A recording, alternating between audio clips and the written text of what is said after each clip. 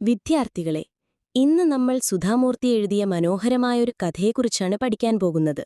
ഹൊറേഗല്ലു. ഈ പേര് നിങ്ങൾക്ക് അസാധാരണമായി തോന്നാം. ഹൊറേഗല്ലു എന്ന വാക്കിന് ഭാരം വഹിക്കാൻ കഴിയുന്ന ഒരു കല്ല് എന്നാണ് അർത്ഥം. കഥയിലേക്ക് കടക്കും മുൻപ് ഇതിനെ ഒരു ക്ലാസ് മുറിയിലെ പഠനവിഷയമെന്നതിലുപരി ജീവിതത്തിലേക്ക് ചേർത്ത് നിർത്തേണ്ട ഒരു അനുഭവമായി നമുക്ക് കാണാം. എന്താണ് ഹൊറേഗല്ലു? ഹൊറേഗല്ലു എന്ന് പറയുന്നത് വലിയൊരു കല്ലു ബെഞ്ചിനെയാണ്. നിങ്ങൾ യാത്ര ചെയ്യുമ്പോൾ ക്ഷീണം വരുമ്പോൾ ഇരിക്കാൻ സാധാരണയായി കാണുന്ന കസേരകളോ ബെഞ്ചുകളോ അല്ലിത്. രണ്ട് കുത്തനെയുള്ള കല്ലുകൾക്ക് മുകളിൽ ഒരു വലിയ പരന്ന കല്ല് തിരശ്ചീനമായി വച്ചാണ് ഇതുണ്ടാക്കിയിട്ടുള്ളത്. കഥയിൽ സുധാമൂർത്തി തന്റെ കുട്ടിക്കാലത്തെ ഗ്രാമത്തെക്കുറിച്ചാണ് ഓർക്കുന്നത്. ആ ഗ്രാമത്തിന്റെ ഒത്ത നടുവിൽ ഒരു വലിയ ആൽമരമുണ്ടായിരുന്നു. ഈ ആൽമരത്തിന്റെ തണലിൽ യാത്രക്കാർക്ക് വിശ്രമിക്കാൻ വേണ്ടിയാണ് ഈ ഹൊറേഗല്ലു വെച്ചിരിക്കുന്നത്.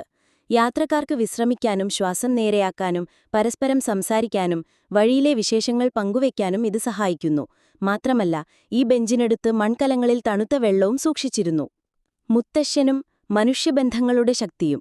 ഈ ഹൊറേഗല്ലുവിനെക്കുറിച്ചുള്ള സുധാമൂർത്തിയുടെ ഓർമ്മകൾ അവളുടെ മുത്തശ്ശനുമായി ബന്ധപ്പെട്ടതാണ്.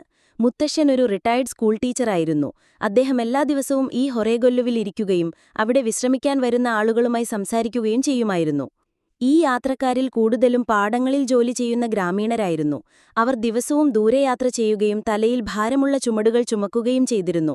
ഈ കല്ലുബെഞ്ചിൽ ഇരുന്നുകൊണ്ട് അവർ തങ്ങളുടെ ദൈനംദിന ജീവിതത്തിലെ കഷ്ടപ്പാടുകളെക്കുറിച്ചും വിഷമങ്ങളെക്കുറിച്ചും മുത്തശ്ശനോട് പറയുമായിരുന്നു.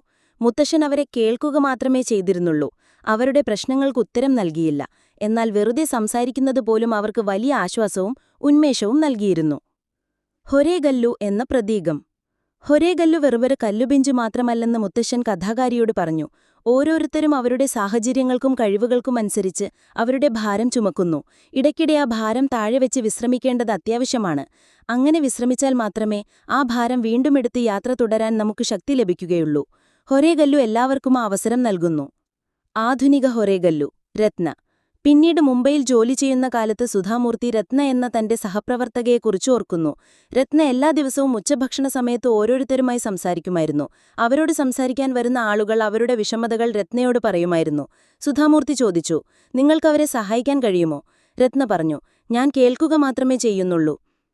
എനിക്ക് 2 ചെവികളുണ്ട്. മറ്റുള്ളവരെ കേൾക്കാൻ ദൈവം എനിക്കത് നൽകി. ആളുകൾക്ക് അവരുടെ വിഷമങ്ങൾ തുറന്നു പറയാൻ ഒരു വഴി കിട്ടുമ്പോൾ അവരുടെ ഭാരത്തിന്റെ പകുതി കുറയുമെന്ന് രത്ന വിശ്വസിച്ചു. കൂടാതെ ആളുകൾ പറയുന്ന രഹസ്യങ്ങൾ ഒരിക്കലും മറ്റൊരാളോട് പറയില്ലെന്നും അത് ഏറ്റവും വലിയ പാപമായി താൻ കരുതുന്നുവെന്നും രത്ന പറഞ്ഞു. അങ്ങനെ രത്നയും മുത്തശ്ശനെപ്പോലെ ആളുകളുടെ മാനസികമായ ഭാരം ഇറക്കിവെക്കാൻ സഹായിക്കുന്ന ഒരു ഹൊറേഗല്ലുവായിരുന്നു. ഇവർക്ക് വലിയ പണമോ സമ്പത്തോ ഉണ്ടായിരുന്നില്ല. പക്ഷേ അവർ സമൂഹത്തിന് വലിയ സേവനം ചെയ്യുകയായിരുന്നു. അതുകൊണ്ടാണ് സുധാമൂർത്തി ലോകത്തിൽ കൂടുതൽ ഹൊറേഗല്ലുകൾ ഉണ്ടാകണമെന്ന് ആഗ്രഹിക്കുന്നത്. മറ്റൊരാളെ കേൾക്കാനുള്ള മനസ്സ് നമുക്കുണ്ടെങ്കിൽ നമുക്കും ഒരു ഹൊറേഗല്ലുവാകാൻ കഴിയും.